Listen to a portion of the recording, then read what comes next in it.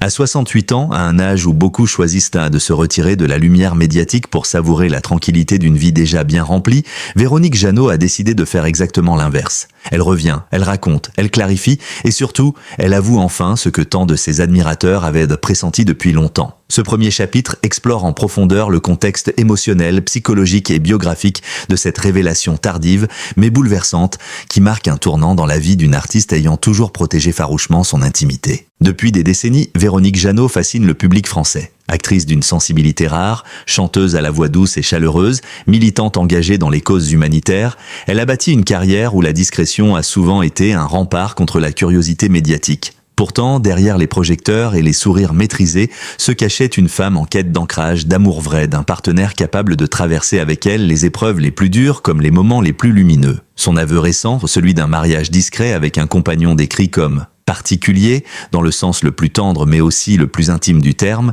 a surpris, ému et réchauffé les cœurs de milliers de lecteurs. Pour comprendre la profondeur de cette confession, il faut revenir en arrière, vers les années où l'actrice affrontait des tempêtes personnelles dont peu de gens connaissaient réellement l'intensité. Dès les années 1980, alors que sa carrière explose, Véronique Jeannot vit dans un univers entièrement tourné vers le travail, les tournages, les albums, les interviews, la pression est constante, les attentes immenses. Pourtant, derrière cette effervescence artistique, elle mène un combat silencieux contre la maladie, un combat qui marquera à jamais sa perception de la vie, du temps et de l'amour. L'épreuve de sa tumeur cancéreuse, diagnostiquée très tôt, a profondément transformé son rapport aux autres et à elle-même. Quand on frôle la fragilité extrême, la question du lien, du soutien, du partage devient essentielle. C'est dans cette période d'incertitude et de reconstruction que surgit la figure de celui qui deviendra, des années plus tard, l'homme de sa vie, même si personne, à l'époque, n'aurait imaginé un tel dénouement. Leur première rencontre n'a rien d'extraordinaire en apparence. Un ami commun, une soirée de bienfaisance, des échanges simples mais atypiques dans leur sincérité. Ce qui frappe alors Véronique, ce n'est ni le physique, ni la prestance de cet homme, mais sa manière de la regarder sans la juger, sans projeter sur elle l'image de la star adulée. Lui, au contraire, semble voir en elle la femme vulnérable, celle qui a peur, celle qui veut croire en un avenir malgré les ombres qui planent encore. Au fil des années, une amitié indéfectible se tisse entre eux, un lien étrange, parfois difficile à définir mais toujours solide. Il est là, discret, constant, patient, une présence que l'on pourrait qualifier d'atypique et qui deviendra essentielle. Pendant longtemps, leur relation reste à mi-chemin entre le soutien spirituel et une affection silencieuse. Véronique, blessée par des histoires passées, hésite à s'engager. Elle retourne son énergie vers d'autres combats, notamment son engagement humanitaire au Népal, où elle crée, développe et soutient des programmes destinés à offrir un avenir meilleur aux enfants défavorisés. Cette dimension quasi maternelle, tournée vers les autres, lui permet de reconstruire son propre équilibre. Et pourtant, même à des milliers de kilomètres de Paris, même immergé dans une culture et des traditions différentes, il y avait toujours, en arrière-plan, cette voix familière, ce regard bienveillant, cet homme qui restait. Les années passent, la complicité grandit, mais rien n'est encore officialisé. Jusqu'au jour où un événement majeur vient tout changer. À 65 ans, après une nouvelle alerte de santé, Véronique réalise brusquement que la solitude choisie n'est pas toujours la solitude heureuse. Elle comprend que certaines personnes, malgré leur discrétion, malgré leurs imperfections, sont indispensables à notre existence. Lorsqu'elle en parle aujourd'hui, elle évoque cette prise de conscience comme un choc émotionnel profond. On croit qu'on peut tout affronter seul. Et puis un jour, on comprend qu'on n'a jamais vraiment été seul, simplement parce que quelqu'un, quelque part, nous portait sans jamais le dire. C'est ce basculement intérieur qui l'amène, pour la première fois, à envisager le mariage, un mot qu'elle a longtemps trouvé trop conventionnel, trop définitif, trop éloigné de son caractère indépendant. Mais ce mariage n'a pas été celui d'une femme cherchant la tradition. Il a été celui d'une femme cherchant la vérité. Une union qui s'est déroulée dans l'intimité la plus absolue, sans caméra, sans robes extravagantes, sans discours officiels. Seulement deux personnes, deux trajectoires, deux âmes qui, après 4 décennies d'hésitation, de séparation, de retrouvailles, ont décidé d'unir leurs chemins. Lorsque Véronique Jeannot parle de cet homme, elle utilise le mot « particulier » avec tendresse, mais aussi avec une transparence bouleversante. Particulier parce qu'il ne ressemble à aucun autre. Particulier parce qu'il n'a jamais cherché la lumière, jamais tenté d'exploiter son image, jamais profité de sa notoriété. Particulier, enfin, parce que leur relation a traversé un terrain que peu de couples accepteraient. L'attente, l'incertitude, le temps. Il est essentiel de comprendre à quel point cette confession représente une véritable révolution intime pour Véronique Jeannot. Pendant des décennies, elle s'est protégée du jugement extérieur, elle a refusé d'exposer sa vie sentimentale, elle a même parfois brouillé volontairement les pistes. Non pas par honte ou par crainte, mais parce qu'elle estimait que l'amour ne se partageait pas publiquement, qu'il devait être préservé des regards indiscrets. Aujourd'hui pourtant, elle avoue ce mariage avec une sincérité sans détour. Pourquoi maintenant ? D'après elle, l'âge apporte une forme de liberté nouvelle. À presque 70 ans, on n'a plus peur de décevoir, on dit les choses parce que ce sont les choses vraies. Pose les bases émotionnelles de cette révélation majeure. Une femme au crépuscule de sa vie publique, mais au commencement d'une grande vérité intime. Une femme qui a aimé et qui a été aimée d'une manière profondément humaine, loin des normes habituelles du couple. Une femme qui, après des décennies de silence, affirme enfin que l'amour peut surgir tardivement, différemment, imparfaitement, mais qu'il peut être plus vrai que tout ce que l'on avait imaginé. A révélé la naissance progressive du lien entre Véronique Jeannot et cet homme qu'elle appelle avec douceur son compagnon particulier, plonge encore plus profondément dans les années de construction silencieuse, de doute, de maturité émotionnelle et de secrets volontaires qui ont façonné cette histoire hors du commun. Car l'amour, dans la vie de Véronique Jeannot, n'a jamais été un chemin droit. Il s'est dressé comme une succession de détours, parfois douloureux, parfois lumineux, mais toujours intenses et révélateurs. Ce chapitre explore non seulement la nature de cet homme mystérieux, mais aussi la manière dont la relation a pu exister en marge de la célébrité, à contre-courant de la logique médiatique moderne.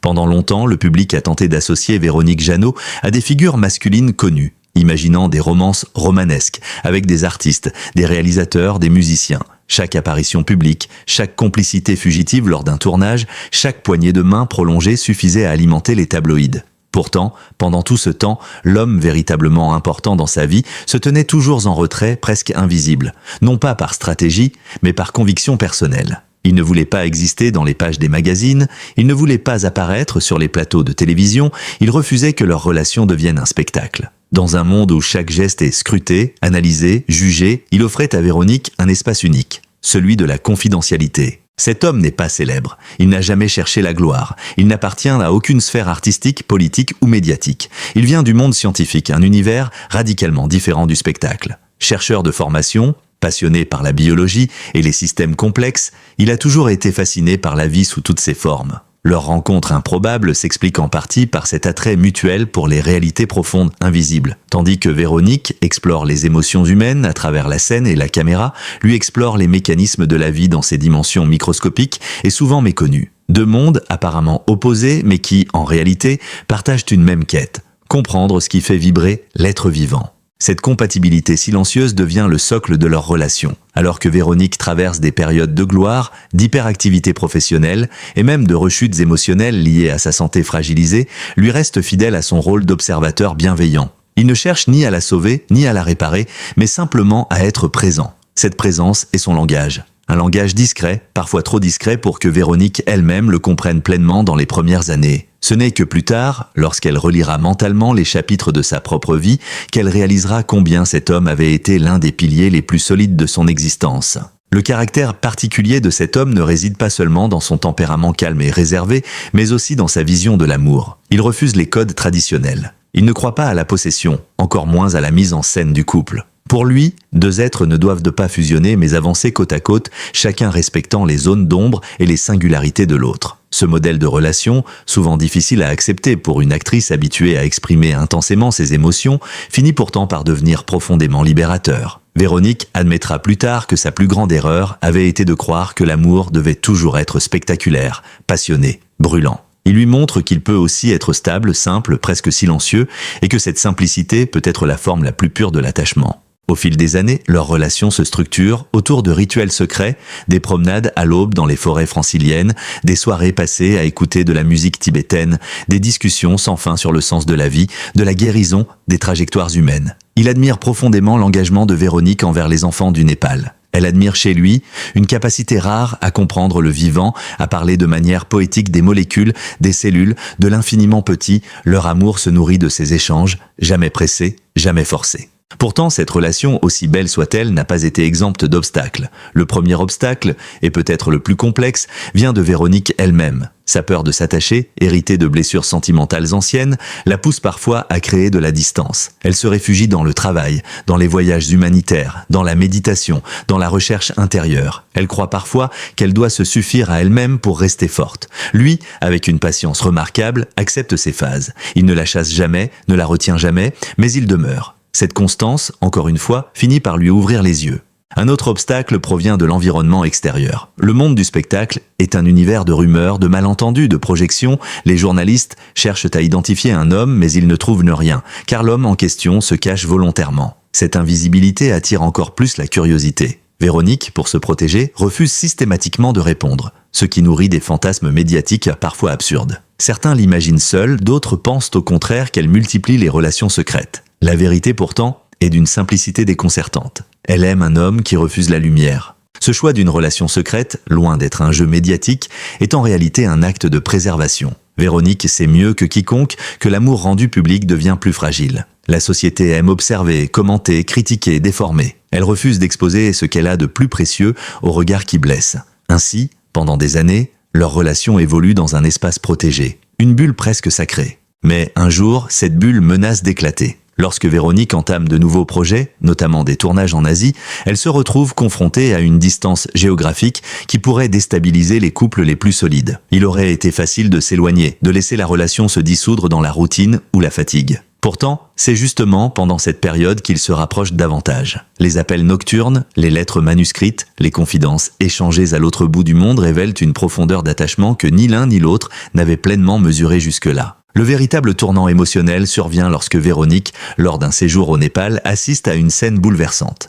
Un enfant abandonné, mais souriant, courant vers elle comme si elle était un repère familier. Elle raconte plus tard que dans ce sourire d'enfant, elle a vu un message de la vie. Quelque chose lui soufflait qu'elle ne pouvait pas continuer à vivre uniquement pour les autres, qu'elle devait accepter enfin que quelqu'un vive pour elle aussi. Ce moment, aussi intime soit-il, devient l'un des déclencheurs majeurs qui la pousseront à envisager l'engagement total. Lorsque Véronique rentre en France après ce voyage, elle n'est plus la même. Elle nage encore dans la confusion émotionnelle, mais une certitude nouvelle émerge. Elle ne veut plus laisser cet homme dans l'ombre, pas encore au public, mais à elle-même. Elle commence à imaginer une vie commune, une maison partagée, des matins ensemble, une routine douce. Lui, fidèle à son tempérament, l'accueille sans questionner, sans s'enthousiasmer exagérément, mais avec cette stabilité qu'elle aime tant. Pour la première fois, ils parlent explicitement d'avenir. Et pourtant, même à ce stade, l'idée du mariage n'est pas encore sur la table. Véronique reste sceptique face à l'institution. Elle associe le mariage à une forme de confinement, à une obligation sociale. Il faudra un événement extérieur, un choc presque,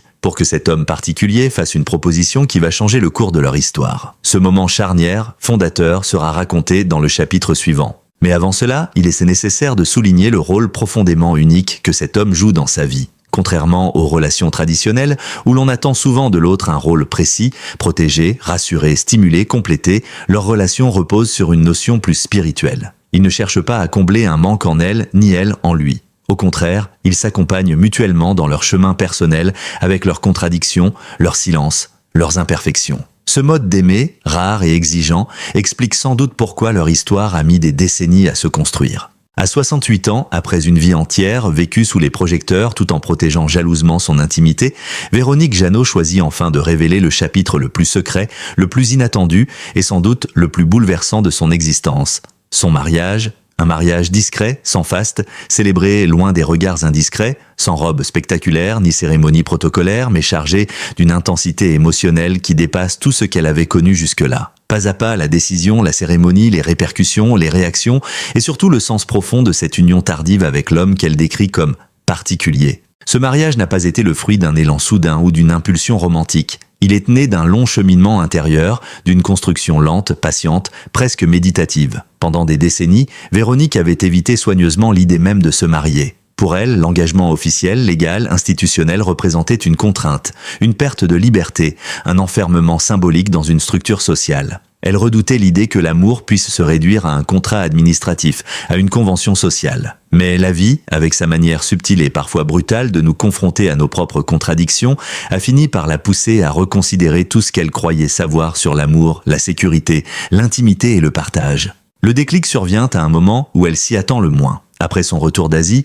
transformée intérieurement par ses rencontres et ses réflexions, elle accepte enfin l'idée d'avancer main dans la main avec l'homme qui depuis si longtemps occupe une place essentielle dans sa vie. Ce dernier, fidèle à sa nature calme et réfléchie, ne précipite rien. Il observe, il ressent, il comprend le mouvement intérieur de Véronique sans jamais chercher à l'influencer. Jusqu'au jour où, dans un moment étonnamment simple, un matin d'hiver, autour d'un café, au milieu d'une conversation ordinaire, il prononce timidement une phrase qui va bouleverser la dynamique de leur relation. Et si nous rendions cela officiel, simplement pour nous ?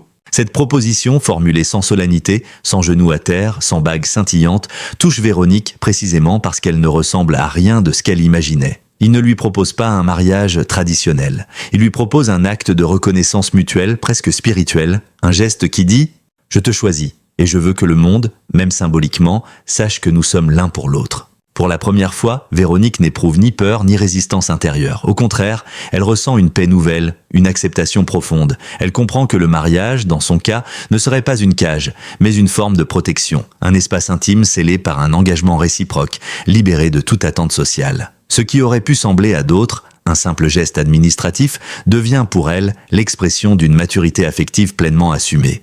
Quelques semaines plus tard, dans un cadre volontairement minimaliste, entourés de seulement 2 amis très proches et d'une discrétion absolue, ils échangent leur consentement. La cérémonie se déroule dans une petite mairie de province, un lieu choisi pour son anonymat et son calme. Véronique porte une tenue simple, un tailleur blanc crème, élégant mais dépourvu de toute ostentation. Lui, fidèle à son style discret, porte une veste sombre sans cravate avec un sourire timide mais rayonnant. Le moment de la signature est décrit par Véronique comme une seconde suspendue où tous les doutes, les peurs, les hésitations accumulées pendant des décennies semblent se dissoudre. Pour la première fois de sa vie, elle a la sensation d'être exactement là où elle doit être. Aucun projecteur, aucune caméra, aucune foule, rien qu'une table, 2 stylos et un engagement sincère. Après la cérémonie, ils célèbrent leur union avec un repas simple dans une auberge locale. Pas de champagne hors de prix, pas de discours interminables, juste un moment partagé, intime, authentique. À un certain moment, il lui offre un petit pendentif en argent, sculpté à la main, représentant une fleur de lotus.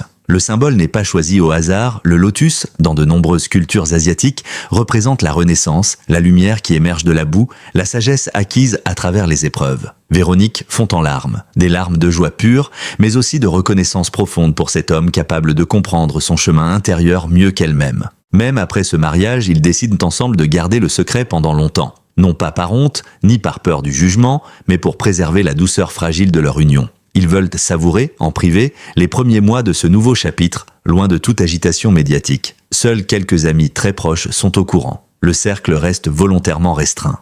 Pendant plus d'1 an, Véronique vit une existence partagée entre ses engagements professionnels, son travail humanitaire, ses routines personnelles et cette vie conjugale discrète. Le mariage ne change rien à leur relation au quotidien, mais il change tout dans leur manière d'exister ensemble. Ils deviennent un nous assumé, solide, tranquille. Ils vivent avec une tranquillité intérieure nouvelle, un sentiment de sécurité affective qui les apaise tous les deux. Mais un jour, au détour d'une interview radiophonique, Véronique évoque furtivement l'idée de prendre du temps avec son époux. Le mot échappe, presque involontairement. Immédiatement, les journalistes s'interrogent. Les rédactions s'agitent. Les réseaux sociaux s'emballent. Véronique comprend alors que le moment est venu d'assumer publiquement ce qu'elle n'avait jamais osé dire. Elle est mariée.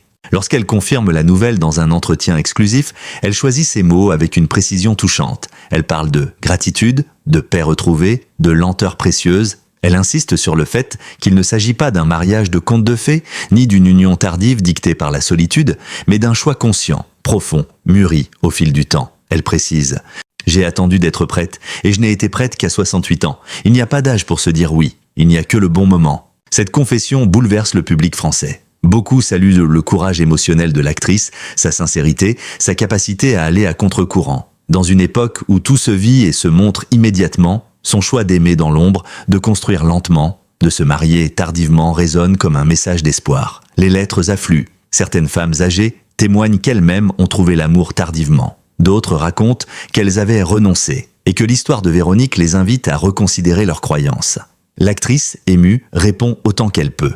Mais ce qui surprend surtout, c'est la manière dont elle parle de son mari. Elle ne dévoile ni son nom, ni son métier, ni son visage. Elle refuse catégoriquement, non par secret, mais par fidélité à la promesse qu'elle lui avait faite, celle de préserver son anonymat. Elle dit simplement « Il est particulier, il n'a pas besoin d'être connu pour être important. Cette phrase, simple en apparence, résume l'essence de leur histoire. Un amour sans spectacle, sans ego, sans exposition. Un amour bâti à contre-courant mais solide, enraciné, vrai. À travers cette union tardive, Véronique Jeannot accomplit quelque chose de rare dans le milieu artistique. Elle rappelle que la vie ne suit pas toujours les chemins attendus, que l'âge ne détermine pas l'accès au bonheur, que l'amour peut être une construction lente, fragile, mais durable. Ce mariage n'est pas seulement un événement privé, c'est l'aboutissement de toute une vie de quête intérieure. Une femme longtemps confrontée à la maladie, aux pertes, aux remises en question existentielles, trouve enfin quelqu'un auprès de qui elle peut déposer ses fardeaux. Quelqu'un qui l'a attendue, qui l'a respectée, qui l'a choisie sans jamais la posséder. Quelqu'un qui incarne ce que beaucoup cherchent sans jamais trouver. La présence tranquille. Aujourd'hui, Véronique vit cette union avec une sérénité palpable. Ils passent leur journée entre Paris, la campagne et parfois l'Asie. Ils méditent ensemble, travaillent ensemble à leurs projets humanitaires, lisent ensemble, marchent dans les bois ensemble. Ils vieillissent côte à côte avec la simplicité des couples qui n'ont plus rien à prouver, mais tout à goûter. À travers cette histoire intime, discrète et profondément humaine, Véronique Jeannot nous rappelle une vérité essentielle. Il n'y a pas d'âge pour aimer, pas d'âge pour recommencer, pas d'âge pour dire oui. Sa vie, marquée par les épreuves, les combats intérieurs, les moments de doute, mais aussi les renaissances successives, trouve aujourd'hui un apaisement que beaucoup espéraient pour elle sans jamais oser l'imaginer. À 68 ans, elle n'a pas seulement révélé un mariage, elle a révélé une philosophie de vie, un choix de liberté, une célébration du temps long et de l'amour sincère, celui qui ne se montre pas, mais qui se vit pleinement. Son union tardive avec cet homme particulier n'est pas un conte de fées, mais un récit profondément réel, empreint de respect, de patience et de maturité. C'est une invitation à croire que le bonheur ne se mesure ni à l'âge, ni au regard des autres, mais à la capacité de reconnaître, enfin, ce que la vie nous offre. Si cette histoire vous a touché, ému ou inspiré, n'oubliez pas de vous abonner à notre chaîne, d'activer la cloche de notification et de laisser un commentaire pour partager votre ressenti. Votre soutien nous permet de continuer à raconter des histoires vraies, sincères et profondément humaines comme celle de Véronique Jeannot. Merci d'être avec nous et à très bientôt pour de nouveaux récits captivants.